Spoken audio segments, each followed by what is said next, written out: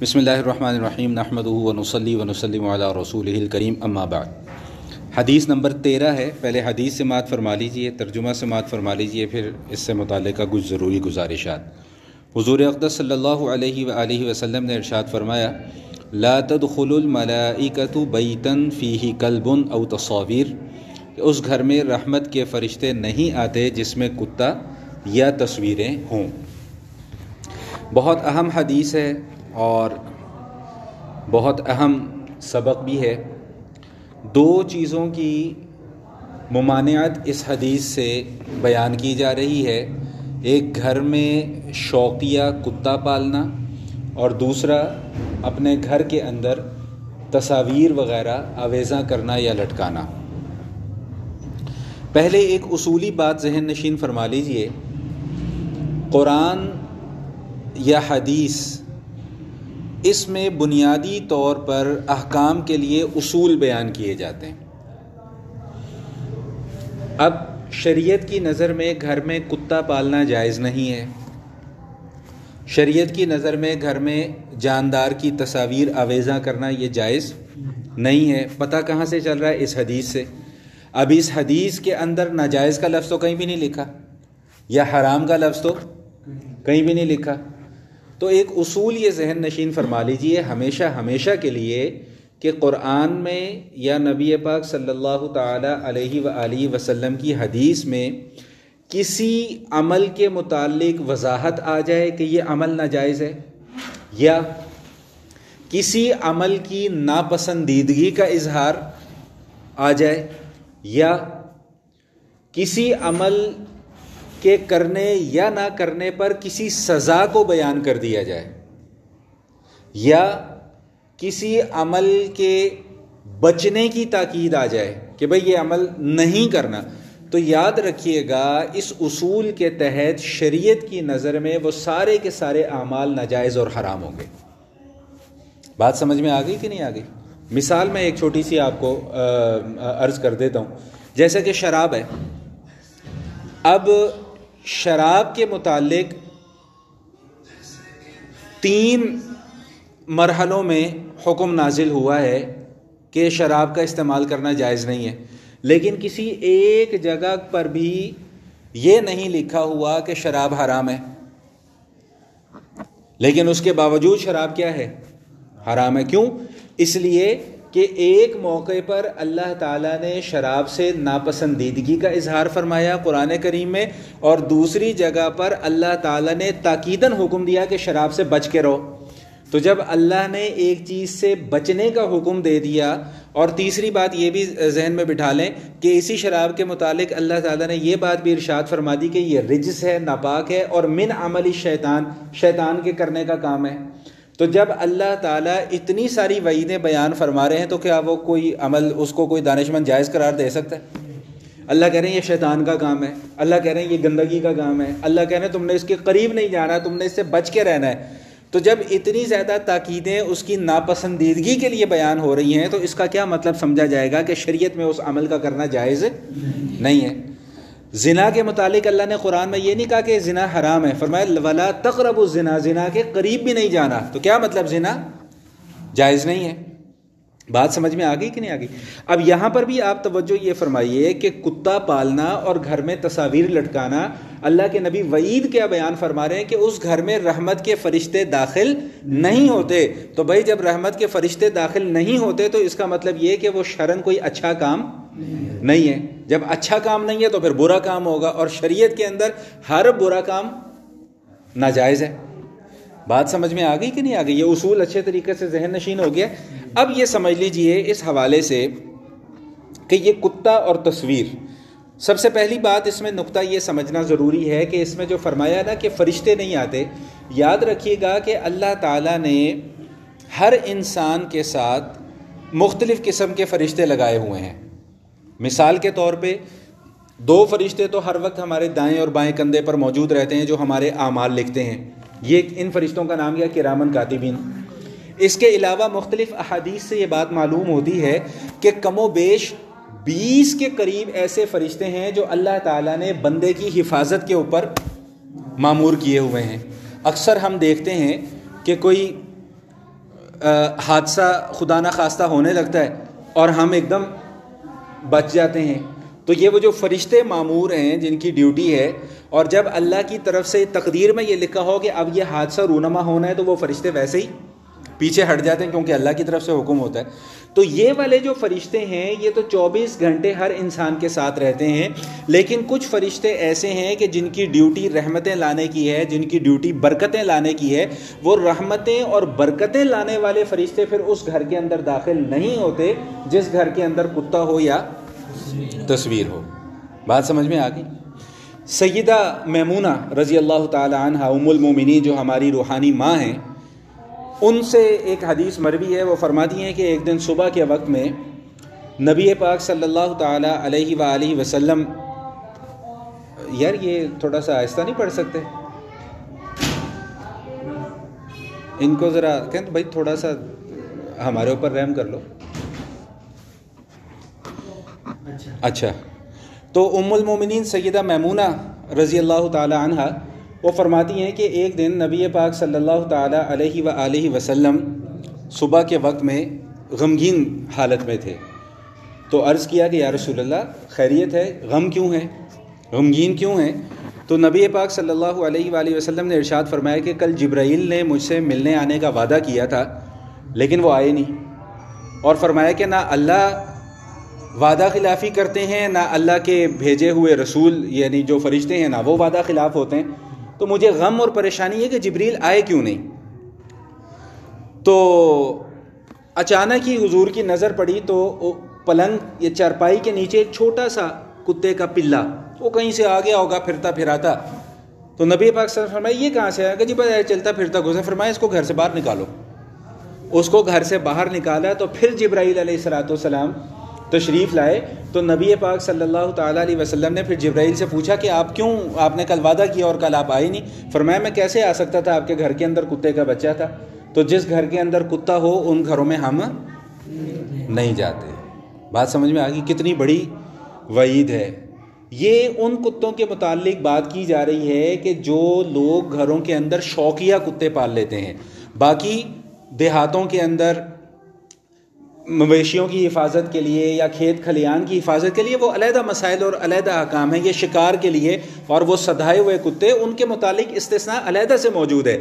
یہ عام وہ کتے ہیں جو گھروں کے اندر صرف شوق کے لیے پالے جاتے ہیں. یہ کتا کیوں پالا؟ جی مجھے شوق بہت ہے جی اس لیے میں نے کتا پالا ہوا ہے. یاد رکھیے گا نبی پاک صلی اللہ علیہ وآلہ وسلم نے ارشاد فرمایا کہ جو شخص شوقیہ کتے پالتا ہے اپنے گھر کے اندر، روزانہ اس کے نیک اعمال میں سے 2 قرات ثواب کم ہوتا چلا جاتا ہے. قرات ایک مخصوص وزن ہوتا ہے نیک اعمال میں سے، اور اگر وہ خدا نہ خواستہ وہ نیک اعمال بھی اس کے پاس نہ ہوں اور کتا بھی گھر کے اندر پالا ہوا ہو تو پھر آپ خود اندازہ لگا لیجئے کہ پھر اس کی کتنی سخت سزا ہوگی. یہ وہ جو شوقیہ لوگوں نے گھروں کے اندر کتے پالے ہوئے ہوتے ہیں. تو بات سمجھ میں آ گئی کہ نہیں آ گئی؟ تو شریعت کی نظر میں گھر کے اندر شوقیہ کتا پالنا جائز نہیں ہے. اسی طرح دوسرا مسئلہ تصاویر کا ہے. یہ آج کل کے معاشرے میں اتنا بڑا مسئلہ ہے لیکن ہم لوگ اس مسئلے کو بہت، جسے ہم اپنی زبان میں کہتے ہیں بہت لائٹ لیا ہوا ہے. مطلب ہم سمجھتے ہیں کہ یہ کوئی خدا نہ خواستہ گناہ کا کام ہی نہیں ہے، نعوذ باللہ من ذالک. اتنا یہ معاشرے کے اندر یہ برائی پھیل چکی ہے. میں اپنی بات کر رہا ہوں کہ مولوی کیا، مفتی کیا، عالم کیا، عام آدمی کیا، بس جس نے دیکھو تو موبائل پکڑا ہوگا کبھی آڑی ترسی شکلیں بنا کے تو اپنی عجیب و غریب قسم کی تصویریں شوقیہ بلا وجہ بے مقصد تصاویر. اس حوالے سے بھی یہ بات ذہن نشین فرما لیجئے گا کہ جب نبی پاک صلی اللہ تعالی علیہ وآلہ وسلم نے اس عمل کو پسند نہیں فرمایا تو اس کا مطلب کیا ہوا کہ یہ عمل جائز نہیں ہے. حضور اقدس صلی اللہ علیہ وسلم کیا فرما رہے ہیں کہ تصاویر لٹکانا یا گھر میں آویزاں کرنا یا گھر میں تصاویر جو موجود ہوں اس گھر کے اندر پھر رحمت کے فرشتے نہیں آتے. میں چند احادیث اس حوالے سے آپ کے سامنے پیش کر دیتا ہوں. حضرت علی رضی اللہ تعالیٰ عنہ نے ایک مرتبہ نبی علیہ السلام کی دعوت کی تو حضور اقدس صلی اللہ تعالیٰ علیہ وآلہ وسلم گھر تشریف لے گئے. جیسے ہی گھر کے اندر داخل ہوئے حضور فوراً گھر سے باہر نکل آئے. حضرت علی رضی اللہ تعالیٰ نے پوچھا کہ یا رسول اللہ کیا ہوا؟ فرمایا میں کیسے تمہارے گھر کے اندر آ سکتا ہوں، سامنے پردہ تصویروں والا لٹکا ہوا ہے، ہو سکتا ہے کہیں سے ہدیہ ودیہ آ گیا ہو، یا اس وقت تک ان کو یہ مسئلہ معلوم نہ ہو۔ تو نبی پاک صلی اللہ تعالیٰ علیہ وآلہ وسلم نے گھر میں لٹکے ہوئے پردے کو جس پر تصاویر بنی ہوئی ہیں اس کو پسند نہیں فرمایا۔ میں اس کی ابھی پوری تفصیل آپ کے سامنے عرض کرتا ہوں۔ اسی طرح کا ایک واقعہ، جیسے میں نے جبرائیل علیہ السلام والا ذکر کیا، اسی طرح کا ایک واقعہ تصاویر کی حرمت کے حوالے سے بھی محدثین نے کتابوں میں لکھا ہے کہ جبرائیل آئے اور اندر آنے کی اجازت طلب کی، نبی پاک صلی اللہ علیہ وسلم فرمایا کہ آپ تشریف لے آئیں، اندر آ جائیں گھر کے اندر۔ تو جبرائیل اندر نہیں گئے، فرمایا جی میں کیسے آ سکتا ہوں، تصویریں لٹکی ہوئی ہیں، پردہ لٹکا ہوا تھا جس پر کوئی نقش و نگار اور تصاویر ٹائپ کی کوئی چیزیں بنی ہوئی تھیں۔ تو نبی پاک صلی اللہ تعالیٰ علیہ وآلہ وسلم نے ان کو ضائع کرنے کا حکم دیا۔ اس موقع پہ پھر جبرائیل علیہ السلام نے فرمایا کہ یا تو ان کے سر کاٹ دیں یا ان کے کوئی اور نیچے بچھانے کی کوئی چیز بنا دیں کہ جہاں پہ یہ پاؤں کے اندر آ جائیں تاکہ ہم ان کو رونتے ہوئے آ جائیں۔ تو اس سے یہ مسئلہ بھی معلوم ہوا کہ اگر کوئی جاندار کی تصویر ہو اور اس کا سر غائب کر دیا جائے تو پھر اس تصویر کو، وہ پھر ظاہری بات ہے پھر وہ تصویر رہے گی نہیں۔ تصویر تو شکل سے ہے نا جی، خالی ہاتھ کی تصویر لگا دینا تو کوئی تصویر نہیں ہے، تو شکل کی تصویر سے تصویر مکمل ہوتی ہے۔ تو وہ جب کاٹ دیں گے تو وہ پھر مسئلہ ختم ہو جائے گا۔ تو یہ بات سمجھ میں آ گئی کہ نہیں آ گئی؟ نبی پاک صلی اللہ تعالیٰ علیہ وآلہ وسلم ارشاد فرماتے ہیں کہ قیامت والے دن سب سے زیادہ سخت عذاب جو ہے وہ المصورون، تصویریں بنانے والوں کو دیا جائے گا۔ اور ایک اور روایت میں آتا ہے کہ وہاں پر ان کو کہا جائے گا کہ یہاں تصویر بناؤ اور تصویر کے اندر اب روح بھی ڈالو۔ المصور یہ اللہ تعالیٰ کی صفت ہے، تصویر بنانے والا۔ اللہ نے ہماری تصویر بنائی ہے، اللہ نے ہماری شکل بنائی ہے، تو اس صفت کو بندوں کو اختیار کرنے کی اجازت نہیں دی ہے۔ لوگ کہتے ہیں جی آرٹ ہے، جی آرٹ سے کیوں منع کر رہے ہیں؟ بھائی اللہ نے جب منع کر دیا تو پھر آرٹ گیا بھاڑ میں تمہارا، یہ پھر تو تم ہر ناجائز کام کے لیے جواز کا کوئی نہ کوئی رستہ تلاش کر لو گے، پھر تو تم ناچنے کے لیے بھی جواز کا رستہ تلاش کر لو گے۔ جی آرٹ ہے نا، جی آرٹ ہے، آرٹ کرنے میں شریعت کو، بھائی شریعت کے اپنے اصول ہیں، اپنے قواعد ہیں، اپنے ضوابط ہیں۔